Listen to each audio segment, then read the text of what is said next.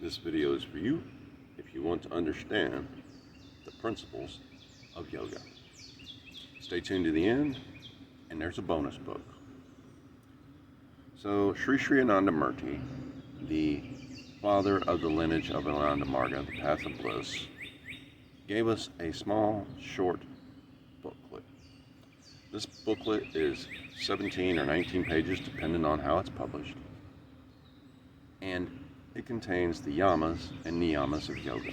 The yamas, which is how we interact with Supreme extraversially or externally, and how we interact with the Supreme internally or introversially. So the first one of the yamas, which is extraversially, is ahimsa, to not harm others in word, thought, or deed. This one alone encapsulates the golden rule so beautifully. As you treat others, treat yourself. Or as you treat yourself, treat others. As you wish to be treated, treat others. So if you don't want anybody to harm you in word, thought, or deed, don't harm them in word, thought, or deed. And in this world that we have nowadays, that's not the easiest thing to do because everybody's not giving F's and all this other stuff. Well, guess what? You know what? I don't care how you feel about me, but it's not that I don't give an F about you. I do. So to not harm others in word, thought, or deed. This is difficult. What if someone's attacking me? Well, to be truthful with you, I like what a lot of people say. You know, they'll sit there and say, well, ahimsa, I'm not supposed to kill the mosquito. Well, yeah, you are.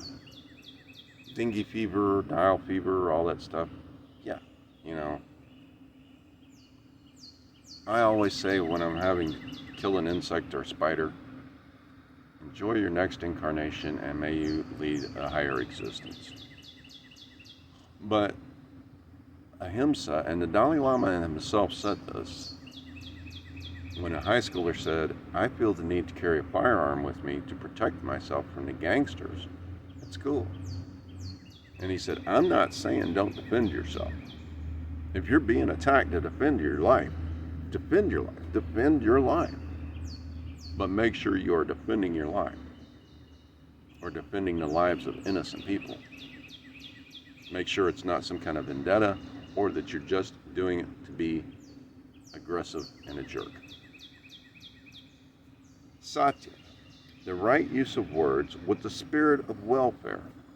This means working to never say anything bad about anybody or anything. That's difficult. That takes us back to the very first Toltec principle of be impeccable with your word, to and about yourself and all others. Now, people get into this self-deprecation thing, which has been taught, so that we don't get the big head and then we remain humble. But the thing about self-deprecation is it's self-destruction. So there's nothing wrong with confidently talking about yourself. And there's nothing wrong with confidently being yourself. And there's nothing wrong with saying harsh things gently.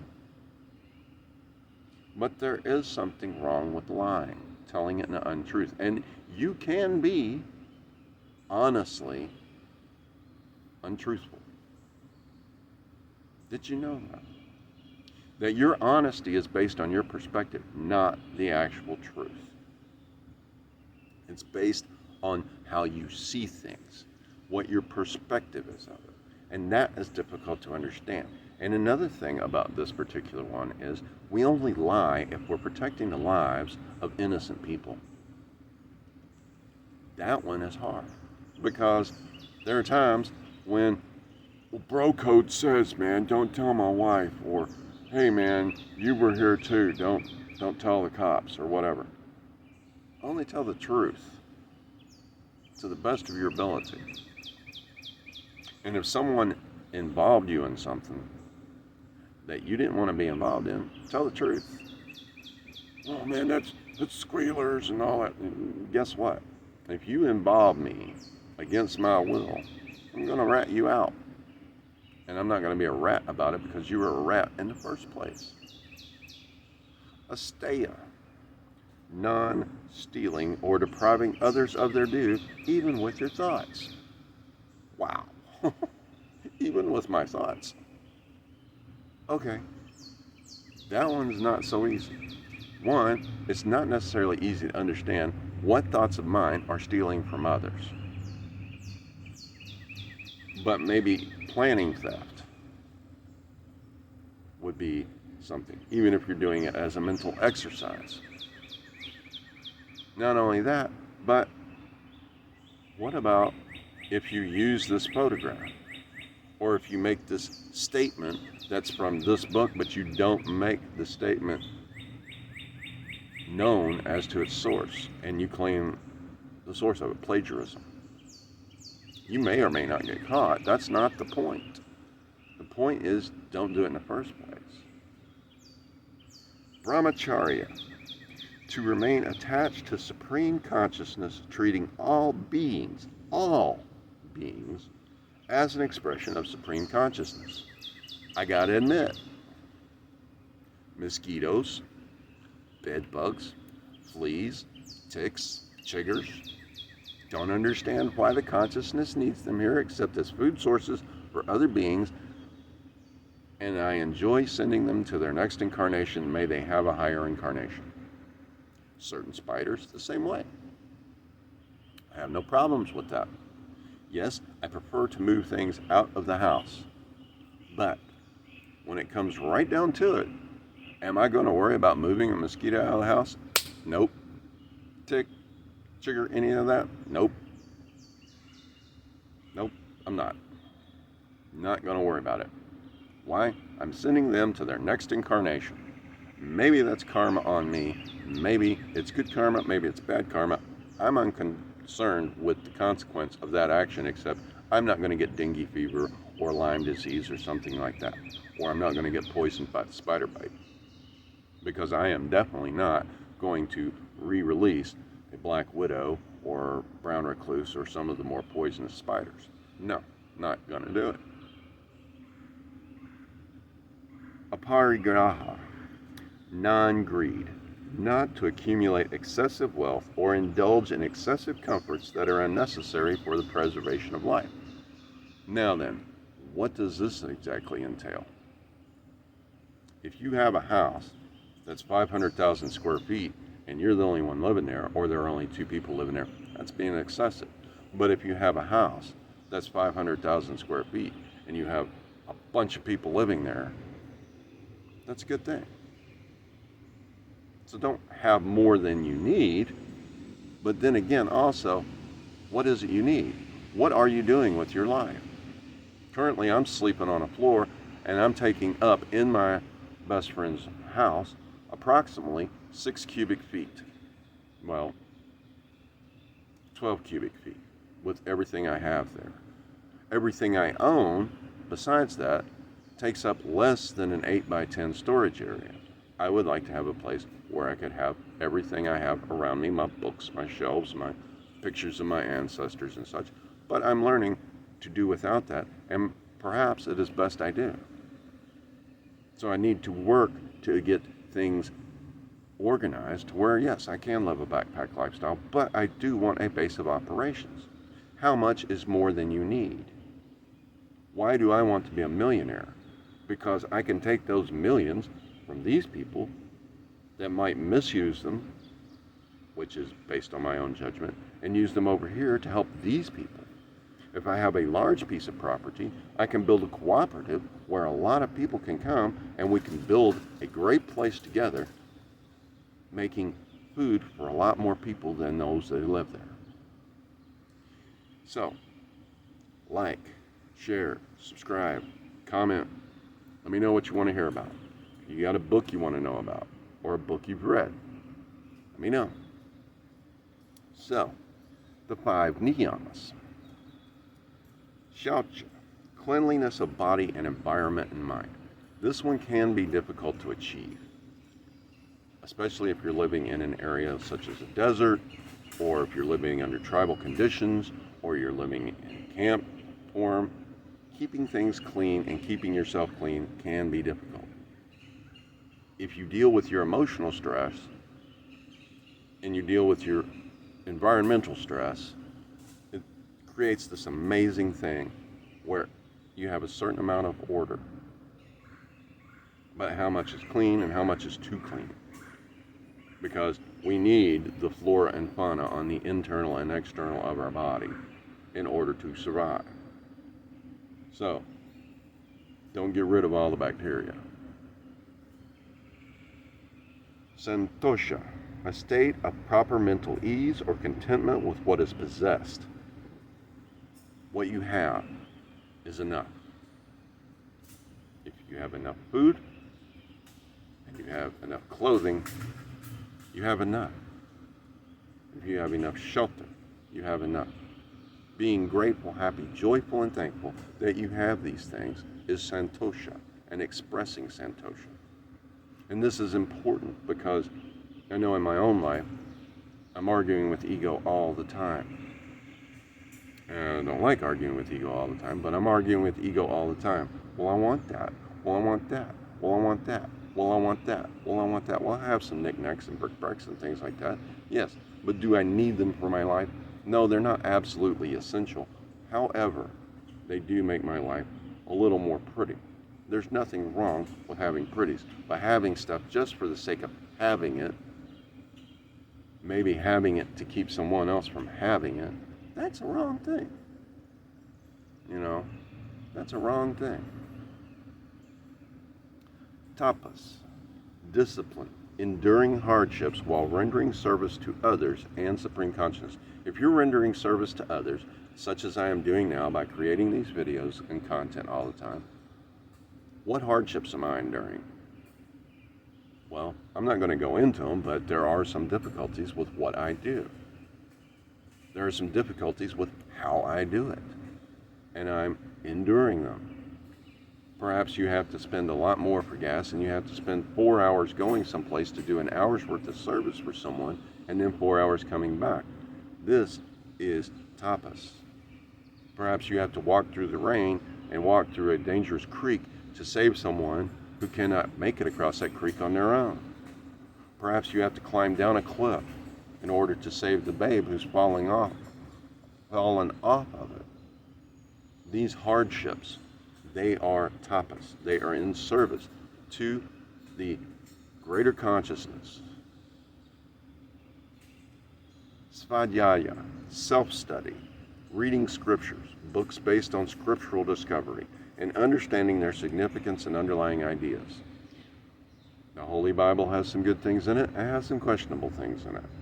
I'm not going to suggest or not suggest it. I suggest if you read it, I would read the New Testament, and I would get a red letter edition and read only the words of Yeshua or Jesus. Next to that, and in front of that, personally, I would put the Bhagavad Gita, or the Bible of Yoga. Also, you have the Vedas. Another book of scriptures would be the Four Agreements or the Fifth Agreement by the Ruizes. These different scriptures, they don't have to be ancient to be scriptures. They don't have to be antiques to be scriptures. They don't have to be old to be scriptures. Something that I read in every day, as I've already explained in another video, is Bruce Lee's Striking Thoughts. I consider those scriptures because they are words of wisdom that cause me to look within myself and to find greater ways of releasing my egoic perspective and finding a greater in tune moment with the divine or the universe or supreme consciousness. This one, self-study. If you are aware enough to look at yourself and ask yourself, why am I doing this? Then you are aware enough to be able to meditate. And if you can meditate, which doesn't mean making your mind go blank, it just means sitting and not moving. People say, well, I meditate by doing this or that. And meditation has nothing to do with doing anything except for breathing and being within yourself. And if a thought arises, you can let it go, because you can just watch the dog walk past you in the park. So svadhyaya is self-study, studying the self, maybe using an extraversial form of guidance in order to see clearly more into the self. But always, as the great hippie from the happy hippie from Nazareth said, looking for the kingdom of heaven or the kingdom of God, which is within you. Go into the heart. Get out of this. The last one is Ishvari Pranadhana, surrendering to a higher power, taking supreme consciousness as one's true shelter and moving towards supreme at an ever-increasing rate. This one, in today's age, is riddled with many dogmas. But to move through the previous 9 of the yamas and niyamas to the best of our ability gives us Ishvara Pranidhana. We're moving towards supreme. We're moving towards that ultimate consciousness. Even someone who is atheist, who can look at someone else with compassion, who can look at themselves with compassion, who can give compassion no matter what, is moving through Ishvari Pranidhana, whether they wish to realize it or not. They are working in service to the universe itself. And I have some atheist friends, and some of them are very vocal about being anti-religion and anti-spirituality and blah, blah, blah. Some of them are very vocal about, I accept you as you are. Hey, I accept them as they are. Then I have friends that use Groucho Marx's old quote of, I used to not believe in God, now I'm not really sure. So, or I used to not think God existed, now I'm not really sure. Which is more of an agnostic statement. But to do these 5 yamas and 5 niyamas to the best of your ability. One time Baba, Sri Sri Anandamurti, was asked, what does it take to be a good margi or follower of Ananda Marga? And he said to practice yama and niyama to the best of your ability and sadhana or meditation twice a day. Notice I said to the best of your ability and not to perfection. This is what it takes to be a good margi. Now he gave all kinds of other spiritual concepts and spiritual practices and physical practices and all these other things you can do for the time you wake up till the time you go to sleep. However, what does it take to be a good margi? To practice yama and niyama to the best of your ability and sadhana or meditation twice a day. That's it. So if you're doing those things, you are in yoga. If you're living by these principles, by these concepts, you are living in yoga. And now, as I said, the bonus book, Autobiography of a Yogi by Paramahansa Yogananda. This book is incredible in describing the life of Yogananda because most of it is written by him. Now, he died of heart failure, doing what he did best, which was speaking to people. And he said that's the way he wished to go out, and he did. There are different versions of different things written about his life, but one thing is for sure is that there are many different people who said the same thing. His body did not deteriorate. I don't know. I haven't seen his body. Don't plan on seeing his body. I know he was greatly in tune with the divine, the universe, the great consciousness, and how that works, I'm not 100% certain. I know that I practice yama and niyama to the best of my ability and sadhana twice a day, and I work to improve upon that practice every day. One thing about this particular book, though, the Autobiography of a Yogi, Steve Jobs had it in his backpack. Many of the great thought leaders and many of the great tech leaders of today have cited this book as helping them to get into flow state. If you are into yoga and you meditate and you practice these principles that I've just gone through, you will find yourself in a flow state more often than not. These principles can lead you and will lead you to a better life if you practice them. And this book A Guide to Human Conduct is a simple book. Living these principles simply is very easy. Now, Autobiography of a Yogi, you're going to find that to be a fascinating life story written primarily by the man who lived it and finished by those who loved him most and were around him most. An incredible, incredible life story. So, like, share, subscribe, comment. Thank you. Let me know what you would like to hear about. Watch this video over here. It will give you a greater understanding of yourself. As I understand things more, I become a signpost to help you. So, like, share, subscribe, and comment. And watch this other video. Thank you, and namaskar.